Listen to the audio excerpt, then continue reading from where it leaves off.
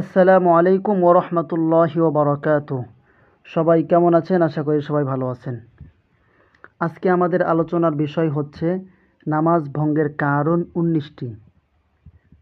19টি কারণের মধ্যে একটি কারণ যদি আমাদের মধ্যে দেখা দেয় তাহলে আমাদের নামাজ নষ্ট হয়ে যাবে, নামাজ ভেঙে যাবে। তাহলে কি কি আমরা একটু জেনে নিব ইনশাআল্লাহ। নামাজ ভঙ্গের কারণ 19টি।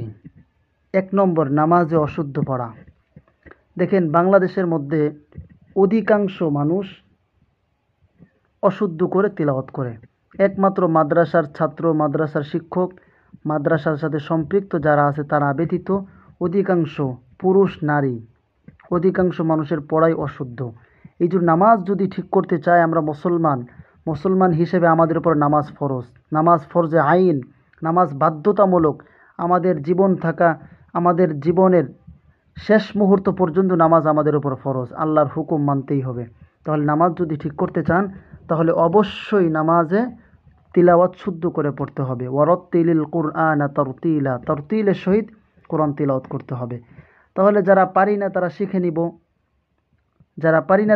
নিব, শেখার অনেক মাধ্যম আছে। অনলাইন থেকে শিখতে পারেন, আবার আপনার মহল্লার হুজুর থেকে শিখতে পারেন, আবার কোনো শিক্ষক ধরে শিখতে পারেন।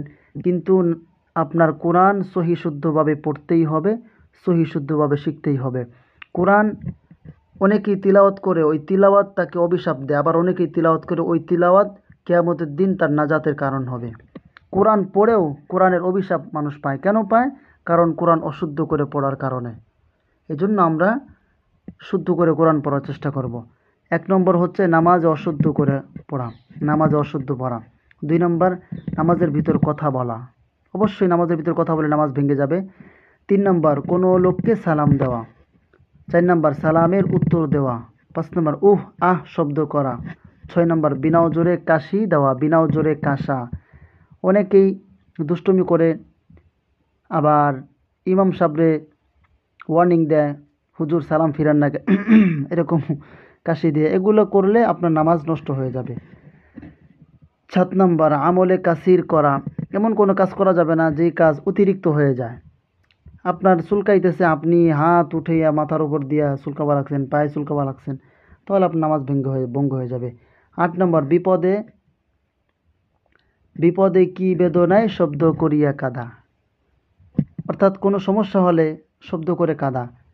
9 নম্বর, 3 তাসবিহ পরিমাণ 76 খুলিয়া থাকা।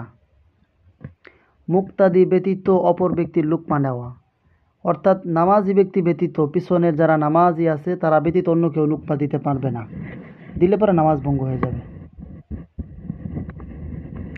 এরপরে দেখেন 11 নম্বর, সুসংবাদ ও দুঃসংবাদের উত্তর দেওয়া। আলহামদুলিল্লাহ ও ইন্না লিল্লাহ বলে অনেকে, সুসংবাদ আলহামদুলিল্লাহ, দুঃসংবাদ ইন্না লিল্লাহ, এগুলোর উত্তর দেওয়া। 12 নম্বর, নাপাক জায়গায় সিজদা করা। 13 নম্বর, কেবলার দিক হইতে সিনা ঘুরিয়ে যাওয়া। কেবলার দিকেই থাকতে হবে, কেবলার দিক থেকে অন্য দিকে চলে গেলে নামাজ ভঙ্গ হয়ে যাবে। 14 নম্বর, নামাজে কোরআন শরীফ দেখিয়ে পড়া। দেখবেন একটা গ্রুপ বের হয়েছে যারা তারাবির নামাজ দেখে দেখে নামাজ পড়ে। তারা এই নামাজ ভঙ্গের কারণ 19টি তারা এটা জানে না মনে হয়। এরপরে 15 নম্বর, নামাজে শব্দ করিয়া হাসা।